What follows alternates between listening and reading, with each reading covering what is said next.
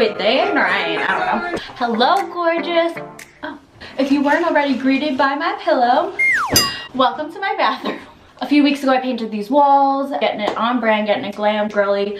You know how we do up in here. Today I have a really exciting video planned. It's not an original idea per se. The delivery is obviously going to be original, but I've seen this before where people interview their clients while they do their makeup very casually, and I've always loved that because even when I do makeup on location, I'm always asking the client about themselves to get to know them better, because as you get to know people, you can put their personality into their makeup as far as their style. If they're a little bit more edgy, then you can kind of push the makeup a little bit more edgy. If they're more soft and romantic, then you can make the style of the makeup more soft and romantic. Ever since I was little, I would be obsessed with watching interviews / behind the scenes of movies and all that jazz, but I especially loved interviews and talk shows for the specific reason of getting to know that person, that celebrity. Because I have to say, there have been celebrities that I haven't looked up to per se or found any enjoyment in their career,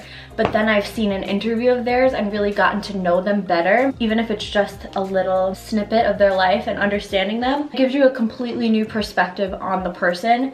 So that's what I love about interviews the most. This series is going to be called Convos with INSPOS. So hi, if you don't know, I'm Sam. I do makeup and I also am a media artist. Visit my website to learn more about me, whoissamruhartist.com. Otherwise, primarily my profession is a makeup artist. I want to utilize my gifts while interviewing people that inspire me. If this is something you're interested in seeing more of, please leave a comment. My goal of this series, other than getting to know super inspirational people deeper, I also want to magnify their internal beauty and give it a good representation on the outside. It's all about women empowerment and feeling good, and I might even get some men on here, who knows. This series is going to be developing every time I invite someone over. So today I have my wonderful and gorgeous friend Christina coming over. You might have seen her from our Spiritual Lessons in Epcot vlog and my other travel vlogs. I wanted to shine light on her today because she is definitely one of the most inspirational friends I've ever had and is just such a beautiful soul. I would love for her to share her story and her process as she's transitioning into a new business endeavor this year. I don't think I have anything else to say other than let's get into the glam. Hi friends, I want to introduce you guys to Christina! Hi! My name is Christina and I own Awaken Your Goddess. My website's awakenyourgoddess.com if you want to follow. Yes! You are my first guest on Convos with INSPOS. I'm so excited to have you today. Thank you. We're gonna dive in. You guys are gonna see how you started your business. You went from makeup to inspiration, like literally. If you're interested in seeing more and to see this glam transformation, then please keep watching. Yes! We're gonna keep it really casual. I like to stay professional, but I also like to keep it real, you know? That's why I wore black today. Yeah, get comfortable, get in that chair. We obviously met through doing makeup. Yes. But there's been some changes through these few years. Yes, major changes. Yeah. So let's start off with how you got into makeup. I mean, ever since I was a little girl, I loved art. Yeah. Loved fashion. I would always be like looking through W magazine, Vogue, and I would just stare at their faces. I was obsessed with like Cindy Crawford, all the models, Kate Moss. I thought that maybe one day if I grew to 5'9" that I was gonna be a model. That shit never happened. It's awesome though. So did you really like, did you yeah, I was like, yeah, I swear to God, I was like, I'm gonna be 5'9". When I reach 5'9", I'm gonna be a model. And then I stopped growing at 5'4". I was like, this is not gonna happen. Right. So I thought I was gonna be a fashion designer. And I was drawing and doing all the art, and then I got to high school and I did really, really bad. Like I suffered with really bad anxiety, depression. I mean, it was like, boom. You know, this is like another story for another day, but my mom passed away when I was 12, and it didn't quite hit me until high school that I didn't have like a female figure or someone to you know, go through all the female stuff with, the hormones, period, whatever, all that stuff. Do you think that that anxiety was triggered by that event? Yeah, oh my God, totally. And I didn't want to leave my house. There were times I was just so scared to leave my bed because if I went to school, I thought something bad was gonna happen. Yeah. And, you know, I graduated a year and a half late.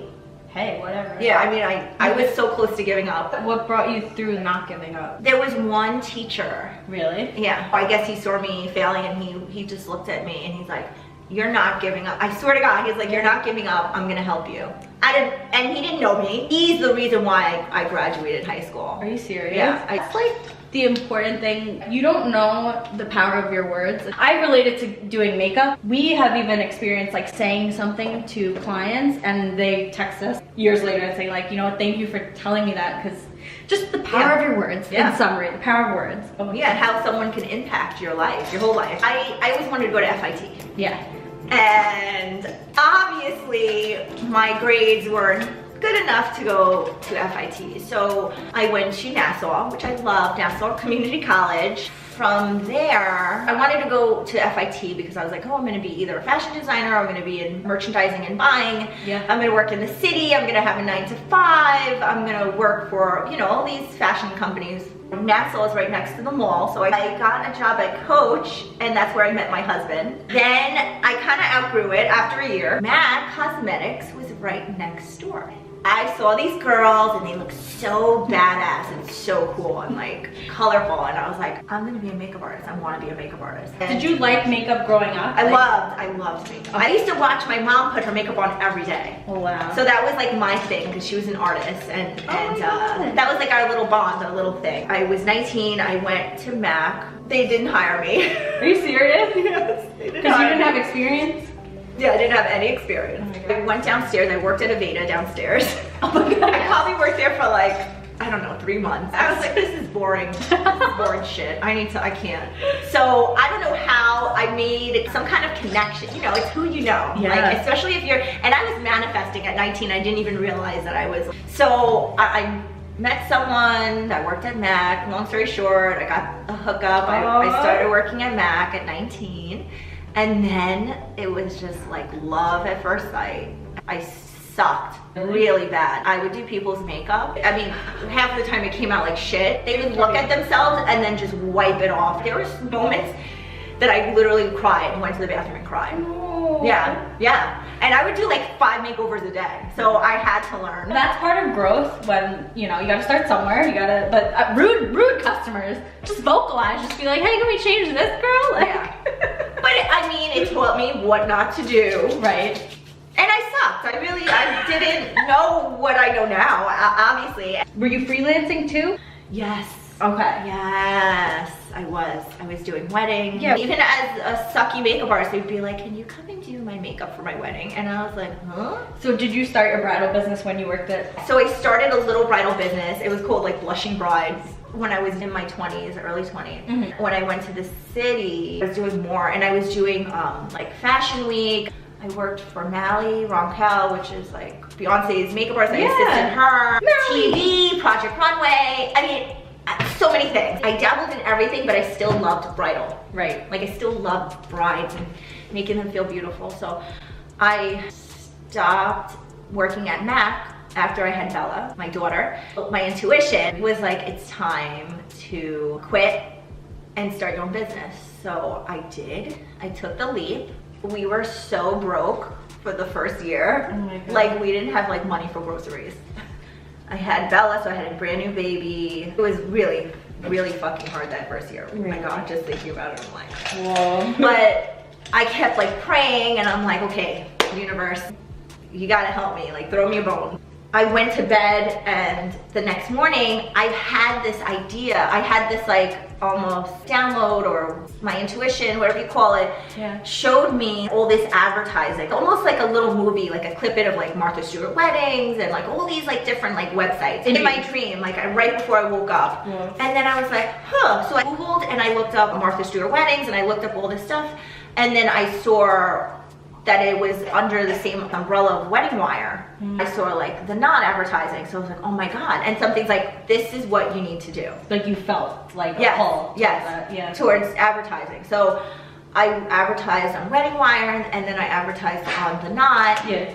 And that's really what like catapulted me. Even though I didn't have like that much money at the time, that really is what did it for me. Wow. Yeah. So that like kind of built your clientele. Shout out to Wedding Wire, not sponsored. And that and getting reviews, that was super important to me. And giving like good quality, and I love really that. loving my brides and my clients. Yeah. I do.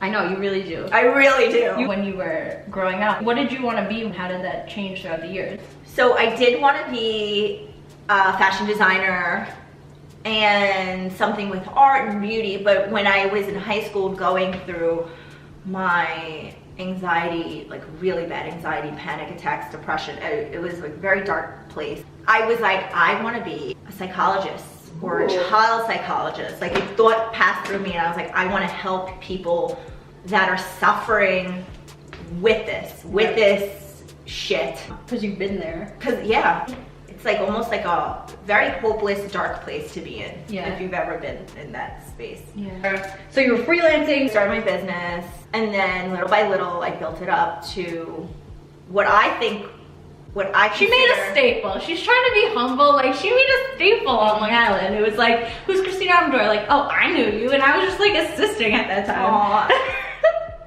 Because if you Google Long Island makeup artist, you were one of the names that came up. It makes me sad because I'm not doing it as much anymore. But I have another mission. But I have another thing that I'm doing. Right. But no, I love my brides and my clients so much. What point was the next big thing? Oh, so I was married. So I was working my ass off, being a mom, being a wife, and I think in the process, now that I'm out observing, I know I lost myself. Yeah, very much so. In the relationship, you mean? In the relationship, I just lost my soul. What age did you get married? I was 23 when I got married. Okay. I'm a completely different person. Yeah. In my 30s than I was in my 20s. 100%. I wore all these hats, but I didn't know who I was. Years after we got divorced, we grew apart. I started becoming more spiritual and embracing my gifts that I have. He was going like in another direction, so we were like this. Yeah.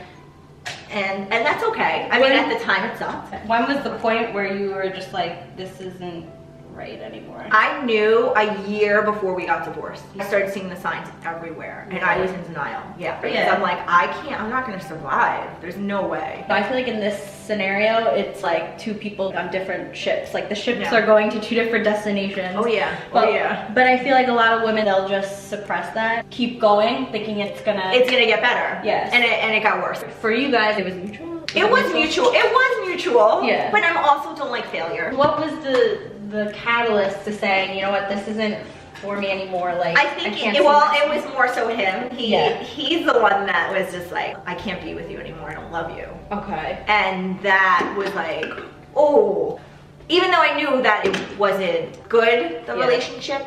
It must have been like really tough to hear. Oh my God, really.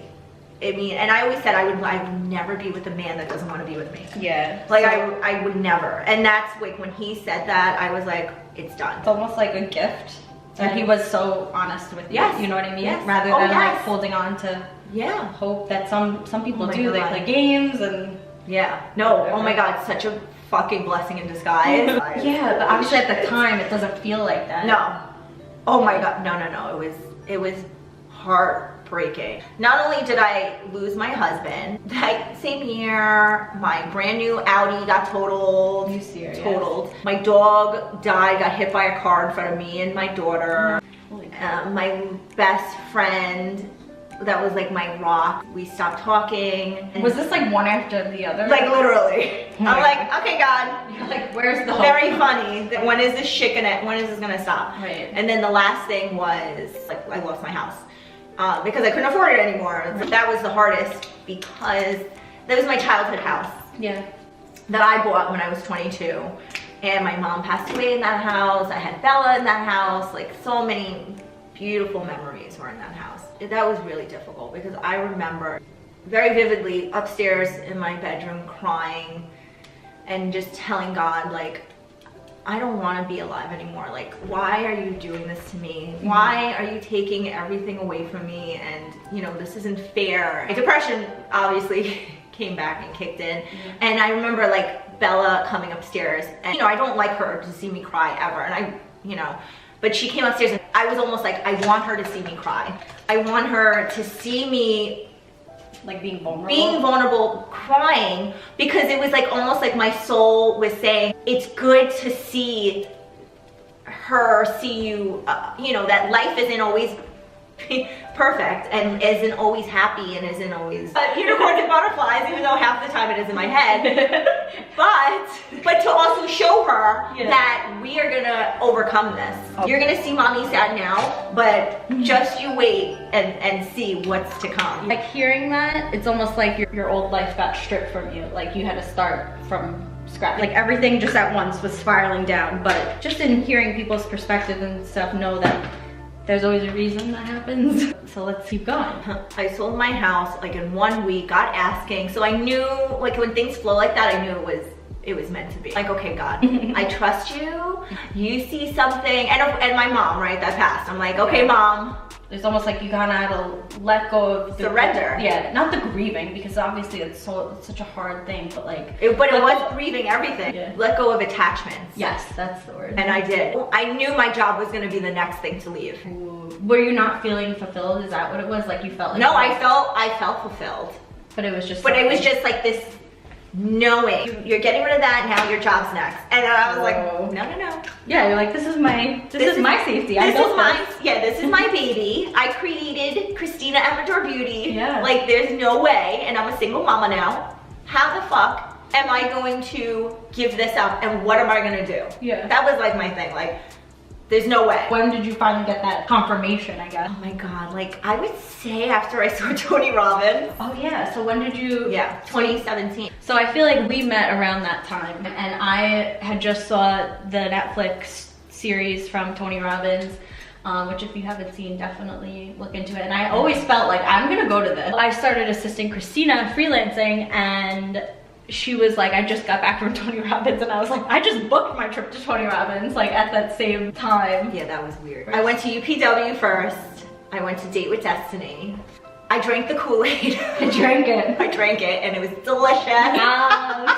It just opened my eyes. Right. Truly, like, it was almost like, you get this one life, who cares if you fail, just try it and take the leap and see what happens and follow your heart. There's so many breakthroughs, but could you summarize like one breakthrough that you had? One of them was the question. Oh, the primary question. The primary question. Yeah. Tony Robbins says is we have a question that we always ask ourselves, and it's usually based on, you know, fear. Mine is always, am I safe? Am I secure? And do I have enough money? Am I safe? Am I safe in this world? When you go to these things, you'll see you have to uncover where it stemmed from, what your new question is. So my new question was, how can I accept God's love, guidance, and protection right now, this second? Ooh, shifting. Yeah, so I shifted it instead of like, oh my God, am I safe? Am I okay? Yeah. Especially after everything was taken away from me. Now trusting God and the universe. It's incredible. I came back from Date with Destiny, and I was on such a high.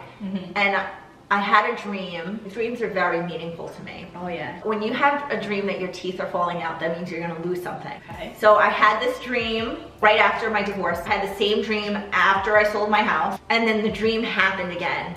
And I'm like, fuck. Oh, like after Date with Destiny, you had that? Yeah, I had the dream. And I was like, oh my God, what am I gonna lose now? I knew it was my job. Because that was kind of always in the back of your mind. Yes, but also I was pregnant in the dream. So it was like, I was birthing something. So I was losing something, but I was also birthing something. I was like, okay, I'm gonna let it go. Obviously you had an inkling. Makeup is not, it's not the job anymore. Did you know what was? No, I didn't. Oh, you didn't? Okay. No, okay. No. I just knew I wanted to help people. Yeah. That was it. I just knew I love people, and I just wanted to help people. Did you wait for something to call you into another area of practice? Okay. No. So like, we're like, I'm just quitting makeup. Yeah. And then, yeah, basically. And then what were you gonna do? I have no idea. I was just trusting the universe. Wow. Yeah, I literally took a leap of faith. Whoa. I swear to you, I had nothing planned. Oh my God. Nothing. But I announced it on Instagram, announced it on Facebook. And did you just do that trusting God? Because in your experience, doing that always worked? Yes. But it was like this time, I just had to trust more than ever before in my life. So then what? Well, so after I announced it on Facebook and Instagram, I was like, okay, universe, I'm listening to you, I'm trusting you. Now what? That's literally like, okay, now what? Yeah. And I heard, go to Bali and learn yoga. I should say in the meantime of losing everything in that span, I was finding myself.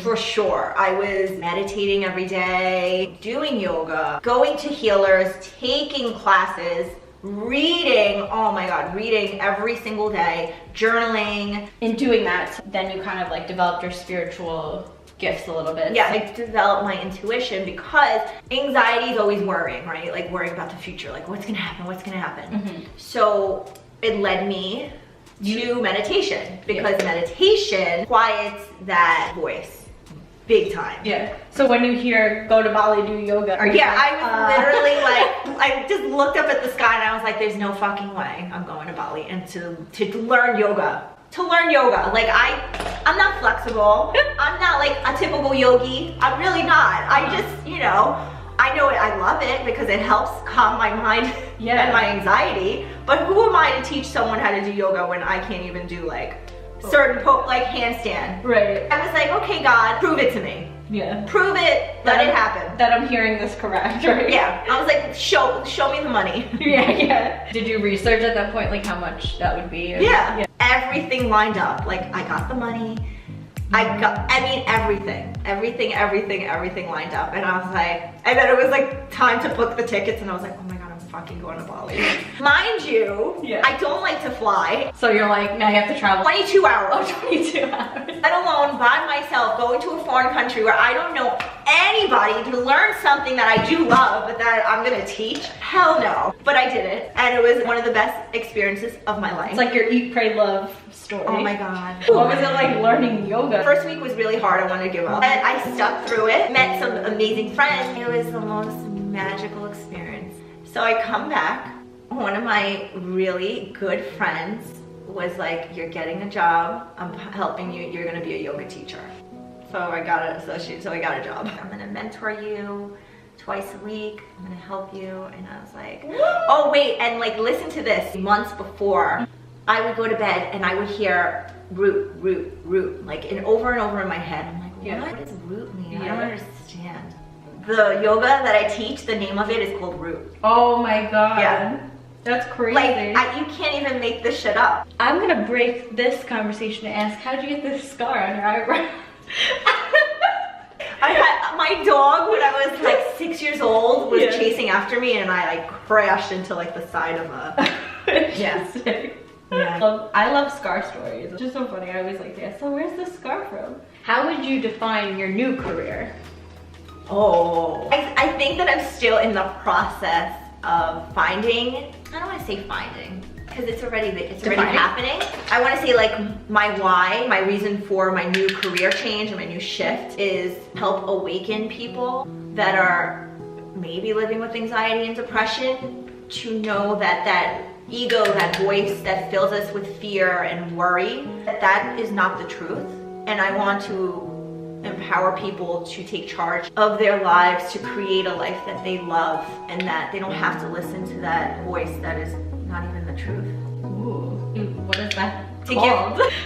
Christina. Waking the fuck up. Like if somebody was like, what do you do for your career? Like that's always, people stop me all the time. I know. I never know what to say. You're like, I'm just doing me.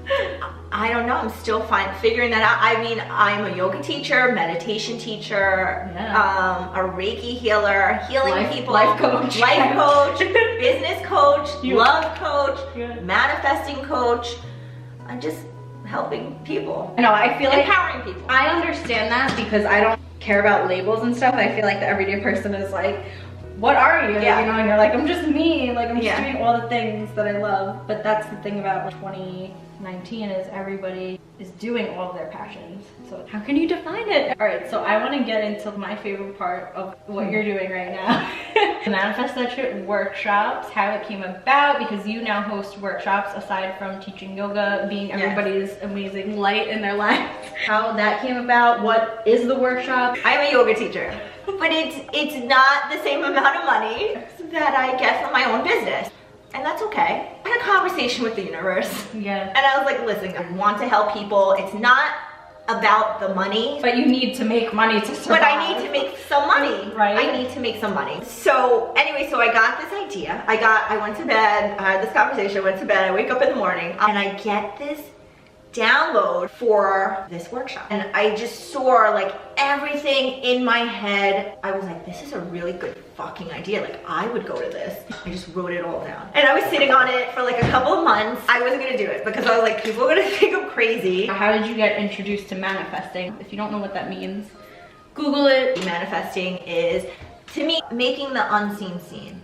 And creating something that you want, creating miracles. When people are like, there's no way that that's gonna happen, I'm like, yeah, it's gonna happen. Because you've experienced that in your own life. Oh my so God, much, right? my whole life. And it's a really cool fucking thing. So I've experienced it and I'm like, wow, this really worked. And I was like, I need to share this. Or rather, the universe is like, you need to share this with people. The purpose with manifesting is creating. If you're in a dark place and you've ever suffered with depression, you feel hopeless. Whereas what I teach in my workshop is, no, don't give up. Truly believe that you can create a life that you love and that it is possible. I'm an example of that, and I'm still, you know, building myself, but there's so many people. Look at Oprah. Yeah. Look at Eckhart Tolle. Like, so many people that I look up to. Even Tony Robbins. Yes, they've all had struggles. Yeah. One of my wounds from childhood, as a kid, I was never smart enough. I got teased all the time. I got bullied in school. I was like, oh hell no, I'm not gonna teach a workshop on manifesting because people are gonna think I'm crazy. One of my other phobias that I had to overcome is speaking in front of large crowds. Okay.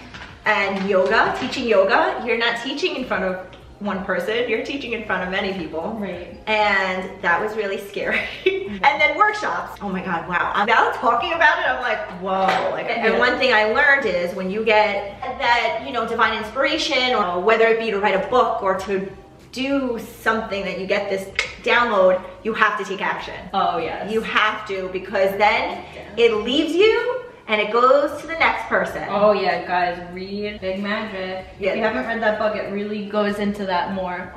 Hello, lashes. Good morning. Nurse. They're drying. They look so good on you. I'm like, quaking. Oh, I'm gonna do it. I'm gonna see what happens and see if anyone like attends. Oh my God, I was excited because I would go to something like this. Right. That was the thing. Like, So I was like, create what's not there. yes. And I did it. And my first class, 16 people attended. The biggest one was on 11/11, and that was close to 30 people. Wow. Do you feel like you develop the workshop as it goes, or is everyone different? I feel like it's different each and every time. When I teach it, I now let my soul lead the class. Not that it's not me leading, but it's not in the way, like, it's not my fear isn't leading the class. If somebody didn't know what the heck your workshop was, like, how would you describe your workshop? Oh, it's just so... It's called Manifest. It's called Manifest That Shit. It's so much fun. I hold the space to bring people together that want to create an amazing, beautiful life. What do you do in the workshop? We start off with meditation, then we journal, we write down what we want, and we're using all energy, right? Because thinking is energy, and speaking it into existence is energy, and writing it down. And then we break into groups, and then we create vision boards. And I can tell you, my vision board, like, almost all of it has come true. Whoa. Yeah, it's amazing. So we're just manifesting together. And I can tell you, so many people have been like manifesting crazy. Like Sam. Oh yeah. So many. And I love to hear stories that I like inspired. I don't want to say I, because it wasn't even my idea, it was a download, right? So now you hold these classes. As you being so many people's advisors, that you influence so many people's lives positively, does that ever get like overwhelming for you, like taking on everybody's shit? Yes. But this is what I signed up for. And this is like what I really love. I have to take care of myself. How do you do that though? By meditating. It's like actually the #1 priority is to take care of myself, and not in a selfish way. Like, it's actually the opposite. I care about people so much that I have to take care of me and fill up my cup, because then I don't want to resent anybody, and I don't want to make myself sick. Yeah, and if I'm supposed to be a leader in a sense, how am I gonna lead from an empty cup? I ground myself. I have my energy healers that I go to clear me. What are some other opportunities coming up? I'm starting a Manifest That Shit kit. Yes! I'm gonna have all the stuff that I offer in my workshops. The price is $111. Oh my god. Yes, and then it's gonna also include like a 30-minute coaching session with me. Oh my god, Yes. I'm so excited! Oh my god. Maybe do a final spritz. Just close. Set it and forget it. I'm gonna give you a mirror. Take a look at your makeup Whoa. look. Oh my god, I feel like Jennifer Lopez. Yes! You already turn it this way so we can see. Oh my god. Yeah. Very Jenny from the block. Yes, I wanted to give you that celeb glam. I love it. Put a big lash on a Oh my God. softer eye look. It'll change your life. Beautiful. I never let anyone do my makeup. Oh my god. I love it. Beautiful. I need to go out on a date. I want to leave these on forever. I love You're it. taking them home. Oh my god, I'm Oprah. You're taking home your lashes. I love it. You get to rewear those. Yes. Literally love you. Thank you for sharing. Thank you. You are the bomb. If you want to follow more of Christina's journey, check out her Instagram. Look out for her Manifest That Shit box and her next Manifest That Shit class. I hope you learned something, got inspired today, and you enjoyed watching Christina get her makeup done. And other than that, I'll see you in the next video. Bye.